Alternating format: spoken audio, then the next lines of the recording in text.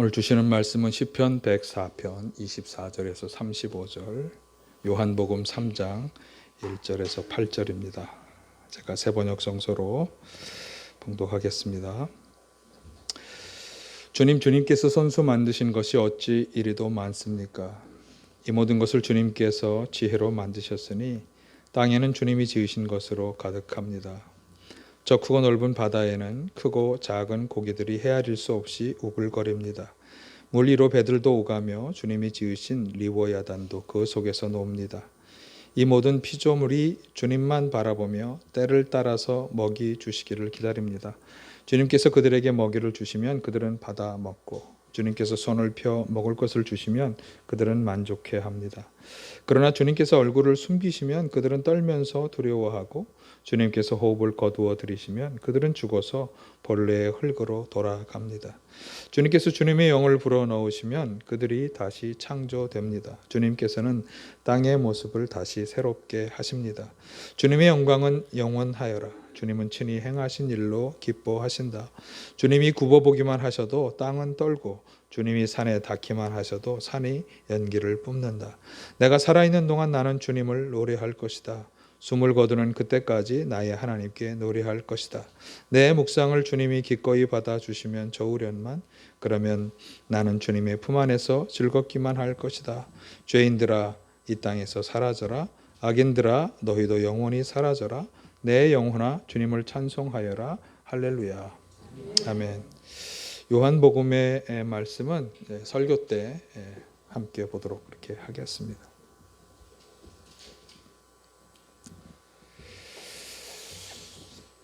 나는 스스로 있는 자다 라고 하는 말이 있죠.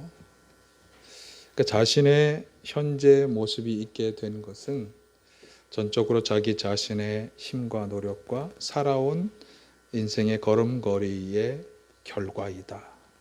나는 내 스스로 살아온 것의 결과로 지금 내가 있는 것이다. 그런 말인데요. 사실 이 말은 구약성서 출애굽기 초반에 모세가 하나님으로부터 민족을 구원하라는 소명을 받을 때 하나님께서 모세에게 자기 자신에 대해서 정의를 내려주신 말씀이에요. 하나님은 어떤 분이시냐? 스스로 있는 분이다. 그 어떤 것에 의존하거나 어떤 것으로부터 왔거나 한 것이 아니라 스스로 계신 분이다. 그런데 이렇게 하나님께서 자기 스스로에 대해서 정의하신 것에 대해서 현대의 많은 사람들은 자기 스스로에 대해서 말할 때 이 말을 사용합니다. 물론 하나님이 하셨다고 하는 걸 모르고 사용하는 거죠. 그리고 하나님께서 자기 자신에 대해 말씀하신 것과는 좀 뉘앙스가 다른 측면이기도 합니다. 나는 내 삶의 현재 모습은 내가 살아왔던 결과다. 자기 자신을 믿고 자기 자신을 의지하며 살아가는 사람들이 하는 생각입니다. 어떻게 보면 일면 타당해 보이기도 합니다. 그리고 세상 사람들은 충분히 그렇게 생각할 수 있다고 생각이 되었습니다. 그러나 하나님을 섬기고 믿고 살아가는 우리 그리스도인들의 입장에서 보면 이 말씀은 사실은 굉장한 오해다라고 하는 것이죠.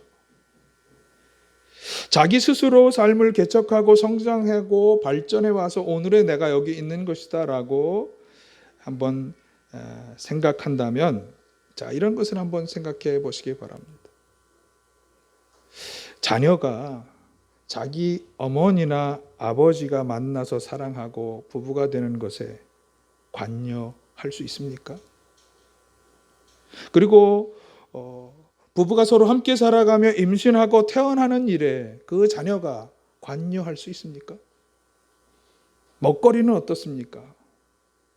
이 세상에 동식물이 자라고 성장해서 인간의 먹거리가 되는 모든 과정 속에 사람이 하는 일이란 단지 최종적인 결과물 돈을 주고 사는 것 외에 다른 모든 동식물이 자라고 결과를 맺는 것에 있어서 어떤 큰 지대한 역할을 했습니까? 성경 마태복음 6장 25, 26절은 공중의 새, 들의 꽃이나 백합화 이것을 자라게 하는 분이 누굴까? 그렇게 물어보면서 무엇을 먹을까 마실까 입을까 걱정하지 말 것을 요청했죠. 이 세상 모든 만물은 자기들 스스로 살아갈 수 있고 뭔가를 해낸 것 같지만 그러나 하나님이 돌보시고 도와주시지 않았다면, 하나님이 자연 만물과 인간에게 창조의 능력을 불어넣어 주시지 않았다면 이 모든 것이 가능하지 않다고 하는 말씀으로 우리가 이해할 수 있겠습니다. 우리들이 살아가는 생명력은 어떻습니까? 태어나고 죽는 것에 있어서 자기 스스로의 힘과 결정에 의해 되어진다고 생각이 되십니까? 돈과 권력이 많은 사람이 자신의 인생을, 자신의 생명을 얼마나 연장할 수 있겠습니까?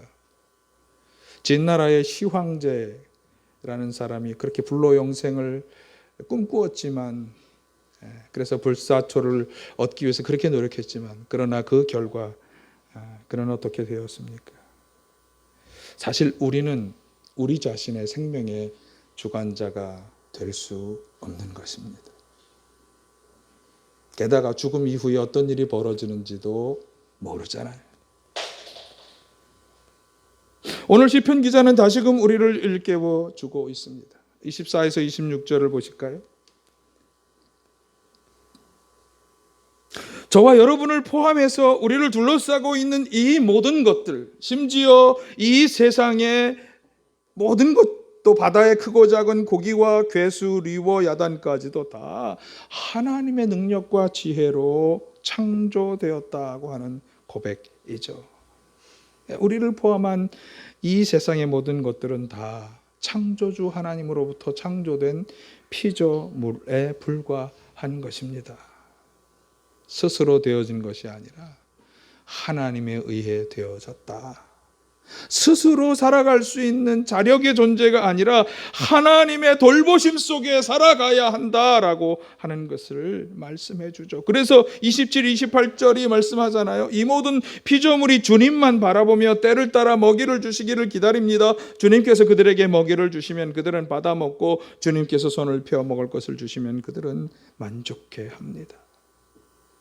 우리는 하나님이 먹여주시고 입히시고 돌보시는 것에 의존해서 살아갈 수밖에 없는 존재인 것입니다. 생명에 대해서도 말씀하죠. 29절을 보실까요? 주님께서 얼굴을 숨기시면 그들은 떨면서 두려워하고 주님께서 호흡을 거두어 들이시면 그들은 죽어서 본래의 흙으로 돌아갑니다.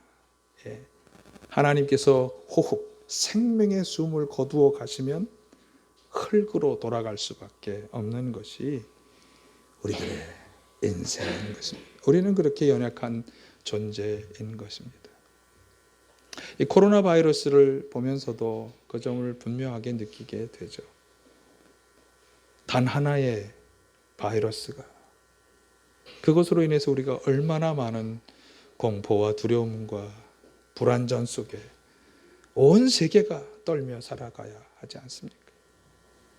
그것으로 인해서 이 죽은 사람이 벌써 얼마나 수많은 수십만 명의 생명이 목숨을 잃어야만 하지 않습니까? 비슷하지만 더욱 분명하게 시편 146편은 이렇게 고백합니다. 너희는 그래서 힘 있는 고관을 의지하지 말아라. 구원할 수 없는 사람을 의지하지 말아라. 사람은 숨 한 번 끊어지면 흙으로 돌아가는 존재이니 그가 세운 모든 계획이 바로 그날로 다 사라지고 만다.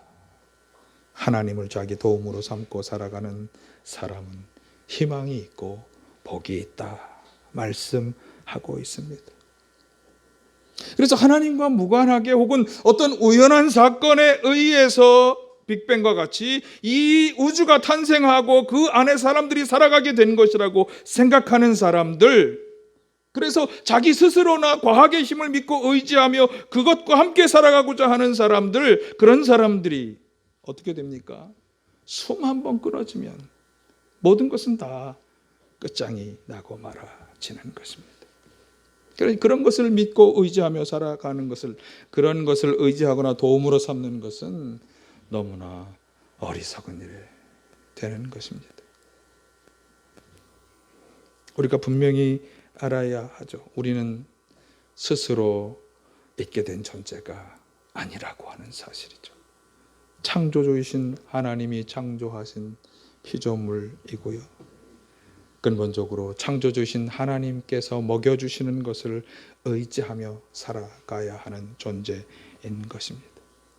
우리가 살고 죽는 것도 다 그 하나님의 손에 달려 있는 그런 존재인 것입니다.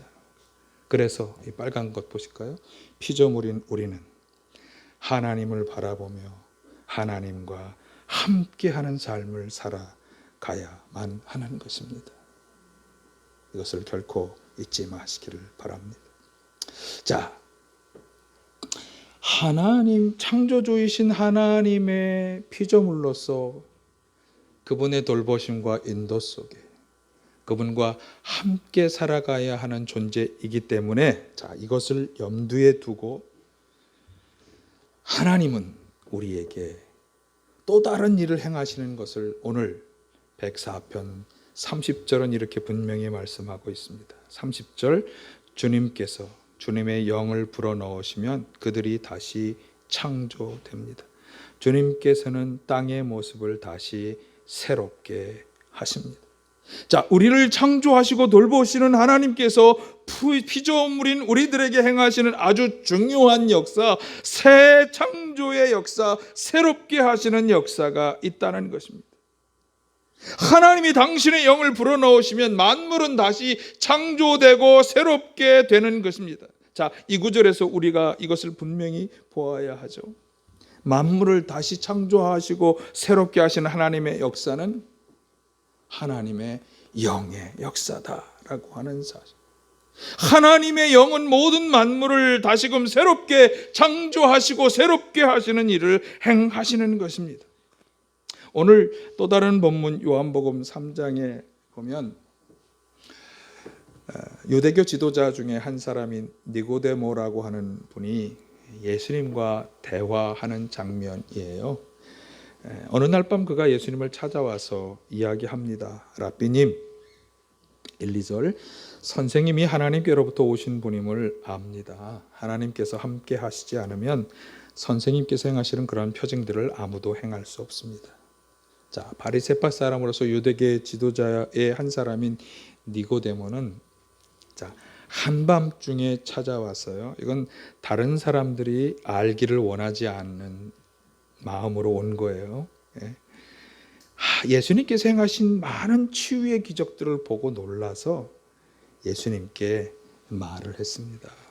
당신이 행하는 걸 보니까 당신은 하나님이 함께하는 분이고 하나님께로부터 오신 분이라고 하는 것을 내가 알겠습니다. 자, 이 말에 대한 예수님의 대답이 아주 중요하죠. 3절, 내가 진정으로 너에게 말한다. 누구든지 다시 나지 않으면 하나님 나라를 볼 수 없다. 자, 니고데모는 자신이 보고 경험한 일로 인해서 예수님을 통해 하나님께서 하시는 일들을 아는 것처럼, 당신이 하는 그런 놀라운 표징의 일들은 하나님이 당신과 함께하고 뭔가 일하고 계시다고 하는 것을 내가 깨달았습니다 라고 얘기하지만 예수님의 말씀은 좀 다르죠.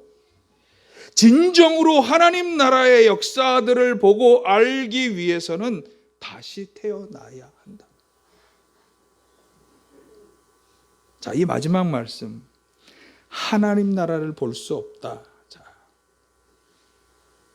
그러니까 하나님 나라를 경험할 수 없다. 어떻게 되지 않으면? 다시 태어나지 않으면. 사실 니고데모가 보고 놀랍게 여겼던 그런 표징의 일들, 치유하고 귀신을 쫓아내는 이런 일들은 진정한 하나님 나라의 경험들과는 비교도 할 수 없는 놀라운 일이라고 하는 거예요. 사실 참된 하나님의 역사를 보기 위해서, 참된 하나님의 역사를 경험하기 위해서 다시 태어나야 한다라고 하는 이 말씀에 대해서 니고데모가 이렇게 대답했어요. 사람이 늙었는데 그가 어떻게 태어날 수 있겠습니까? 어머니 뱃속에 다시 들어갔다가 태어날 수 없지 않겠습니까? 그렇죠. 사람이 어떻게 어머니 뱃속에 들어갔다 다시 나올 수 있겠어요? 니고데모는 육신적인 방식으로 예수님의 이 말씀을 이해한 거예요. 그래서 불가능한 것 아니냐고 질문하고 있는 거죠. 자, 예수님의 대답을 보실까요? 5절, 내가 진정으로 너에게 말한다. 누구든지 물과 성령으로 나지 아니하면 하나님 나라에 들어갈 수 없다. 육에서 나는 것은 육이요 영에서 나는 것은 영이다. 그러니까 육신적으로가 아니라 어떻게 나야 한다? 하나님의 영으로 다시 태어나야 한다. 그 말씀이에요. 자, 그러면 하나님의 영, 성령으로 다시 태어나야 한다라고 하는 이 말씀이 바로 오늘 시편 본문과 맞닿는 이야기죠. 하나님의 영, 성령께서는 다시금 우리로 새롭게 태어나도록, 새롭게 재창조되도록 하시는 일을 하신다라고 하는 거예요. 그런데 요한복음 3장 6절에 의하면 이것은, 이 새롭게 태어나게 하시는 재창조의 역사는 육신적인 것이 아니라 영적인 역사다 라고 하는 것이죠. 성령께서는 육체적으로가 아니라 성령으로 우리를 다시 태어나게 하시는 재창조의 역사를 행하신다. 이 자리에 함께 하신 우리 모든 성도님들이 새롭게 다시금 태어나게 하는 이 성령의 재창조의 역사에 한가운데 서시기를 간절히 축원합니다. 그렇다면 하나님의 영 성령께서는 왜 다시 태어나는 재창조의 역사를 행하시고 그래서 만물을 새롭게 하시는 것일까? 왜 이 역사를 하나님은 이 세상을 창조하시고 돌보시고 여기까지 인도해 오셨는데, 그런데 그것만이 아니라 하나님께서는 이제 다시금 창조하시고 새롭게 하시는 역사를 행하신다고 하셨는데 왜 그것을 행하시느냐?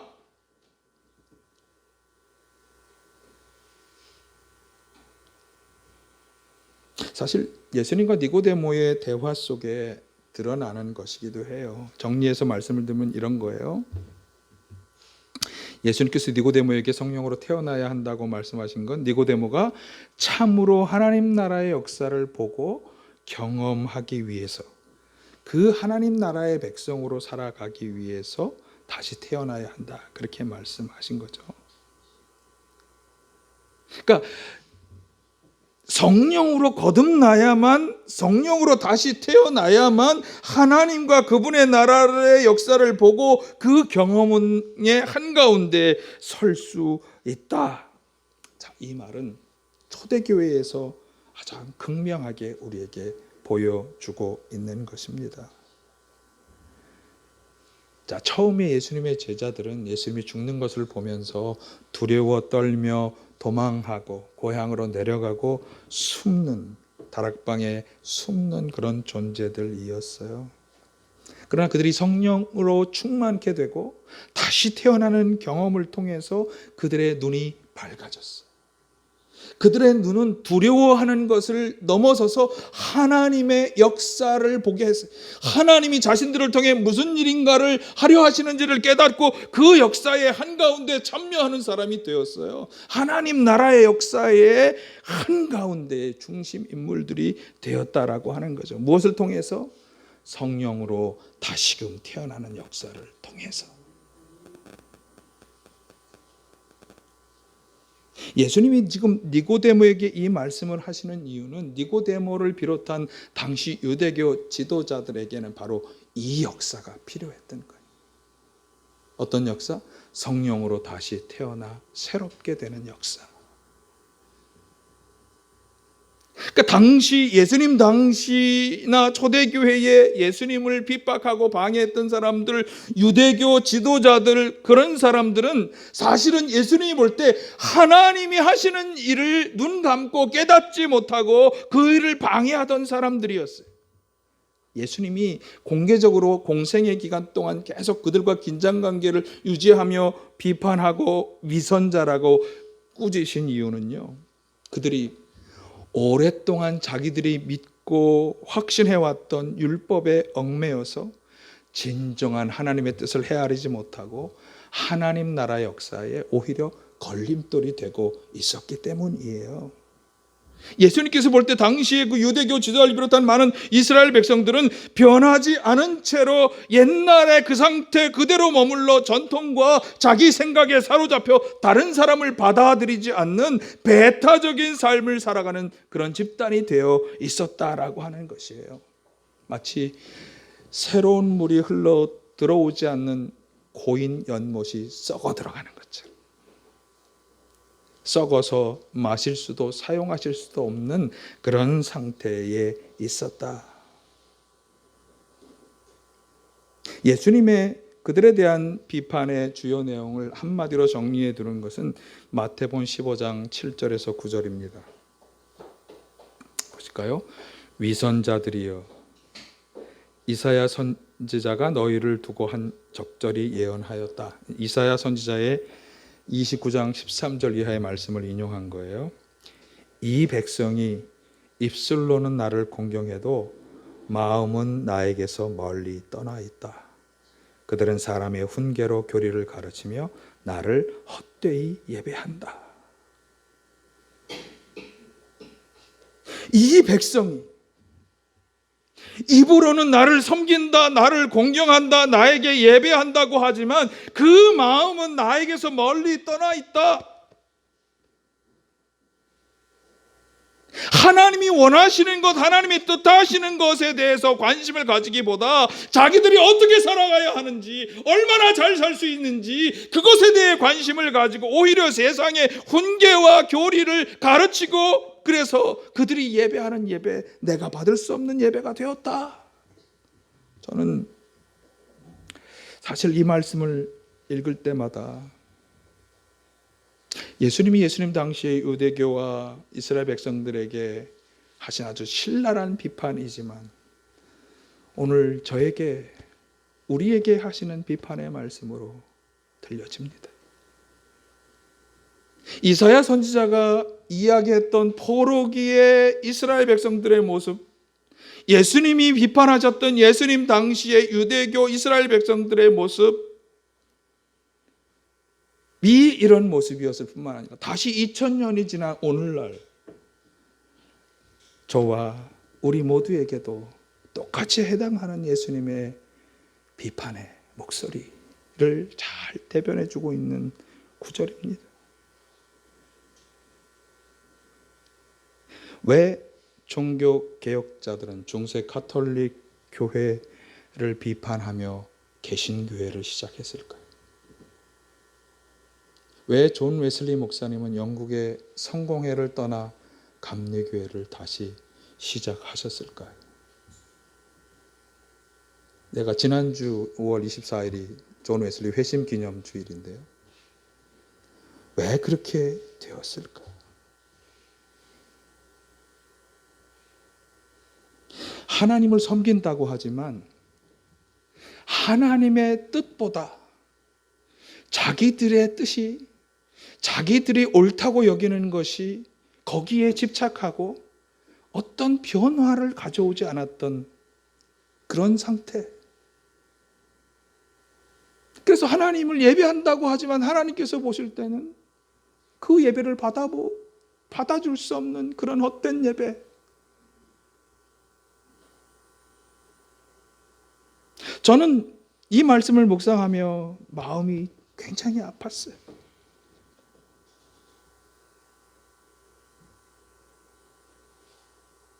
우리 교회가 참 연약하고 여러 가지 문제가 있지만 무엇보다 저의 마음을 아프게 하는 것은 내가 하나님의 뜻을 정확히 분별하고 그 뜻이 이 땅에, 이 교회를 통해 우리 주변에 이루어지게 하기 위해서 내가 지금 어떤 목회를 하고 있는가, 우리 나눔교회가 어떤 일을 지금 하고 있는가, 이게 너무나 마음이 아픈 거예요.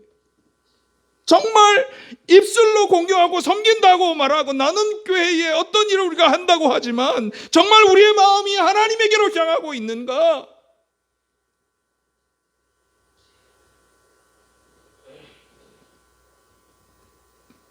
예수님께서는 이런 우리들의 마음이 변화되기를 원하시는 거예요. 하나님의 뜻이 다시금 새롭게 해석이 되고 실천되기를 원하시는 거예요. 그래서 영적으로 다시 태어나 새 마음으로 하나님의 뜻을 분별하며 이루어가는 성도가 되기를 원하시는 거예요. 그래서 무엇보다 중요한 것은 새 마음을 가지고 새롭게 변화되는 것입니다.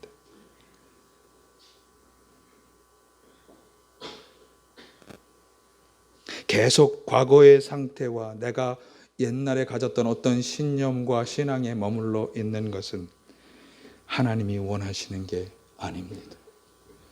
성령께서는 우리를 새롭게 재창조하시는 역사를 지금도 우리 가운데 행하시고 있습니다. 예수님께서 제자들을 이렇게 양육하고 가르치셨지만 마지막에 그들에게 보혜사 성령을 보내주시고 성령을 기다리라고 비춰주세요. 요한복음 14장 16절, 사도행전 1장 4절, 사도행전 2장 8절 성령을 기다리고 성령의 능력을 받으라고 계속 말씀하셨던 이유가 뭐냐? 다시 모든 만물을 새롭게 하시는 하나님의 영만이 예수님이 이 세상을 떠난 후에 제자들이 당해야 하는 절망적인 상황 속에 힘들고 괴로운 상황 속에서 제자들을 새로운 삶으로 하나님의 역사의 주인공으로 살아갈 수 있게 하는 중요한 원동력이 된다고 하는 것을 예수님이 아셨기 때문에 성령을 받아라. 성령으로 충만케 되어 내 증인의 삶을 살아라. 말씀하시는 것입니다. 그래서 열심히 기도하며 매달렸던 그들에게 사도행전 2장의 말씀 우리가 너무나 잘 알죠. 오순절날 그들이 모여 기도할 때 바람같이 불같이 불의 혀같이 성령이 각자에게 임하고 성령의 충만함을 경험하게 되었죠. 왜 이것이 우리들에게 필요합니까? 그렇게 되지 않으면 과거의 습관대로 예수님의 제자들이 유대교 지자리 이끄는 대로 하나님의 뜻과 무관하게 율법적으로 판단하고 행하며 살았을 것이기 때문이기도 하고 제자들이 변화되지 않으면 여전히 하나님의 뜻을 깨닫지 못하고 두려워 숨어있고 도망가는 사람에 불과했을 것이기 때문이고 오늘날 우리들이 여전히 하나님이 뜻하시는 것과는 무관하게 우리가 원하는 대로 우리가 바라는 대로 우리가 재미나게 생각하는 사람들을 스승으로 교훈으로 삼아들이며 그들과 함께 살아가는 쓸모없는 예배를 드리는 사람이 됐기 때문에 이 새롭게 하시는 하나님의 영, 재창조의 영은 오늘도 저와 여러분 가운데 활동하시고 있는 줄로 믿습니다. 이 세상물을 창조하시고 돌보시고 인도하시는 하나님께서는 이 영을 통해 새롭게 하시는 재창조의 역사를 우리 가운데 행하시고 있습니다.